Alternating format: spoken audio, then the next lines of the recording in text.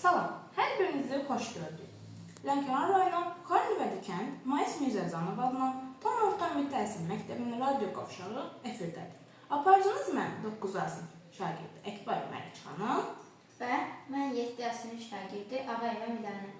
Bugün biz sizinlə iki mövzu ətrafında söhbət edəcəyik. İlk mövzumuz görkəmli oftalmoloq, alim, əməkdar elm xadimi, tibb elmləri doktoru, akademik Zərifə xanım Əliyevanın xatirəsinə əsr olunur. Digər mövzumuz isə beynəlxalq mədəniyyət gününün yaranma tarixi ilə bağlıdır. Azərbaycan qadınlarına məxsus, ləyaqətli, şərəfli bir ömür yaşamış Zərifə xanım nurlu xatirəsi Qədirbilən xalqımız tərəfindən hər il anılır. Naxçıvanın Şərur rayonu Şahdağ kəndində dünyaya göz atmış Zərifə Əliyeva çox zəngin və mənalı ömür yolu keçir. O görkəmli, ictimai və dövlət xadimi xalqımızın böyük oğlu Əziz Əliyevin ailəsində dünyaya göz açır. Atasının ömür yolu onun üçün əsl həyat məktəbi olub. Zərifə xanım Əliyeva müəssir müstəqil Azərbaycan dövlətinin memarı və qurucusu. Bütün mənalı ömrünü vətəninin və xalqının tərəqqisinə həsr etmiş dahi şəxsiyyətdir. Ümumi lider Heydər Əliyevin vəfalı ömür gün yoldaşı, sədaqətli dostu və etibarlı silahdaşı olub. Vaxtilə Əziz Əliyevin ailəsinə görüb götürdükləri yaxşı bir təcrübə kimi ölkənin birinci şəxsinin xanımı olduğu zamanda köməyinə çatıb. O, ulu önləri, mənəvi dayan, arxa olub.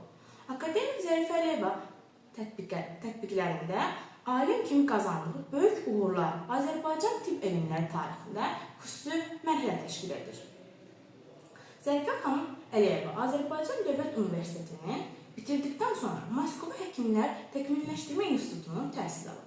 1949-cu ildə Azərbaycanda Elm Tədqiqat Həkimlər Təkmilləşdirmə İnstitutunu elm işçisi kimi əmək fəaliyyətinə başlayıb və bütün ömrünü oftalmologiyaya həsr edib. Həmin dövrdə Azərbaycanda göz xəstəlikləri geniş yayılmışdı. Trakoma deyilən dəhşətli bəla tulayan edirdi. İnsanlar bu bəlada xilas etmək rəcədə digər aktual problemlər olan göz peşə xəstəliklərinə dair fundamental tədqiqlər aparmaq, onların effektiv müalicə metodlarını və profilaktik tədbirlər işləyib hazırlamaq lazımdır. Tədqiqatçının yekun olaraq 1959-cu ildə trakoma deyilən terapiya üsulları ilə birlikdə müalicə mövzusunda namizədlik dissertasiyasını uğurla müdafiə etdi. Onun təşkil etdiyi müalicə metodları tezliklə geniş təcrübə tətbiqləri ilə tapdı və nəticədə Respublikada trakoma bir xəstəlik kimi ləğv olundu. Zərifə xanım oftalmologiya aktual problemlərə xüsusi diqqət yetirirdi. Onun diqqəti oftalmologiyanın elmi cəhətdən az araşdırılmış sahəsini, görmə orqanının peşə patologiyası cəlb edirdi. Bu problemlərin aktuallığı yalnız kimya elektrik sənayesinin geniş inkişafı ilə deyil, həm də bir çox yeni kimya birləşmələrin göz orqanının təsir elmi şəkildə tətbiq tapmışdı. Zərifə xanım bu sahədə ilk tədqiqatçılarını aldı. 1981-ci ildə görmə orqanının peşə patologiyası sahəsində apardığı elmi tədqiqat işləri uğurla nəticələndi. Oftalmologiya inkişafı verdiyi töhfəyə görə ona keçmiş ittifaq oftalmologiya sahəsinin ən möhtəbər mükafatı olan SSR Tibb Elmləri Akademiyasının adına mükafat verildi. O, həmin mükafata layiq görülən ilk qadın alim idi. Zərifə Əliyeva 1983-cü ildə Azərbaycan Elmlər Akademiyasının hərbi üzvü seçildi. O, keçmiş bir sıra dərs vəsaitləri və monoqrafiyalarına müəllifi olub.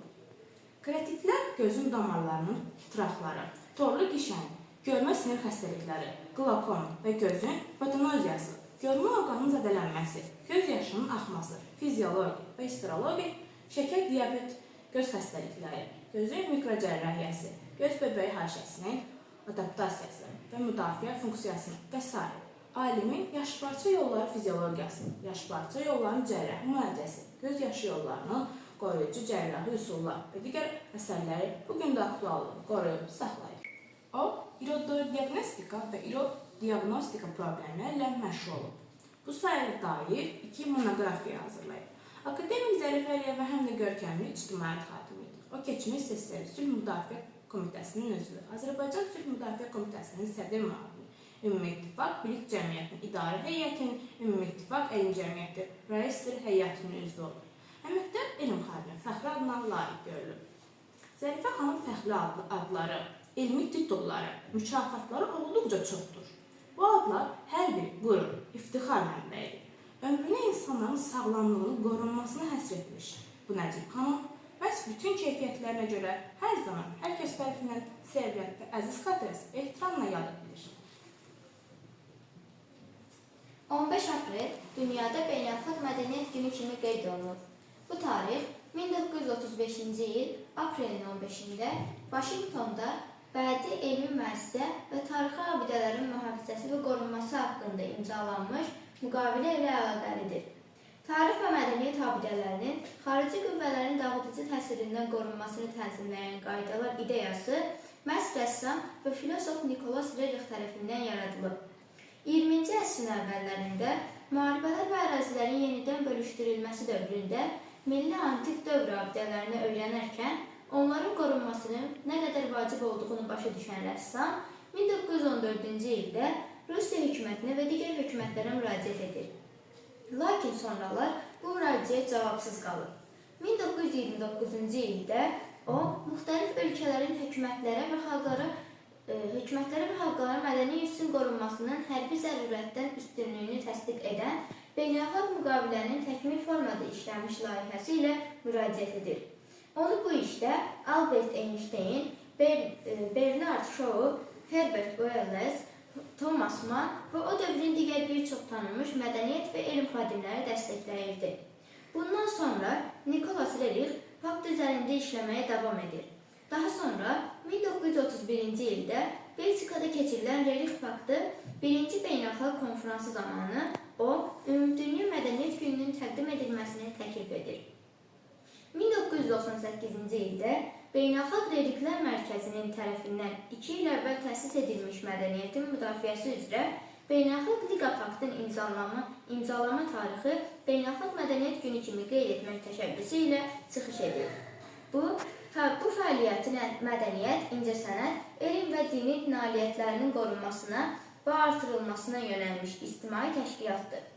Nəhayət, 2008-ci ilin dekabrında Rusiya, İtaliya, İspanya, Argentina, Meksika, Kuba, Latviya və Litvanın ictimai təşkilatlarının təşəbbüsü ilə 15 aprelin dünya bayrağı altında Ümumdünya Mədəniyyət Günü kimi təsdiqi üçün beynəlxalq hərəkat yaradılıb.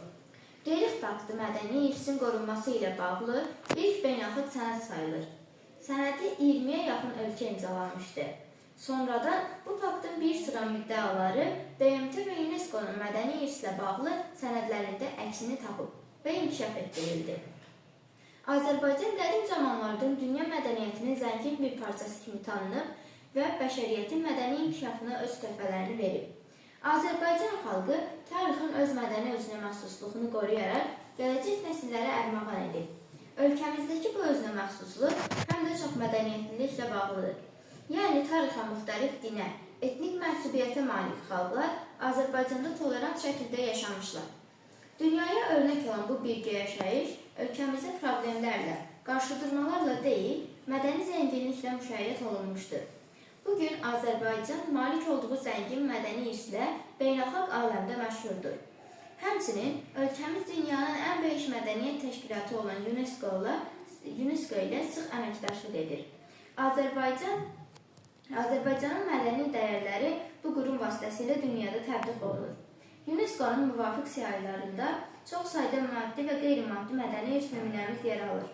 Mədəni irsimizin qorunması, gələcək nəsillərə çatdırılması və dünyada tanıdılmasında Azərbaycan Respublikasının 1-ci vitse-prezidenti, Heydər Əliyev Fondunun prezidenti Mehriban Əliyevanın misilsiz xidmətləri var. Heydər Əliyev Fondu Azərbaycan mədəniyyəti ilə yanaşı, dünya mədəni irsinin qorunması və bərpasında öz töhfələrini verir. Bu da onu göstərir ki, Azərbaycan mədəniyyət məfhumunda qlobal kontekstdə yaşayır. Əziz radio dinləyicilərimiz, bugün olan radio efirimizin sonuna gəldik. Növbəti efirlərdə görüşmək ümidi ilə. Sağ olun, salamat qalın.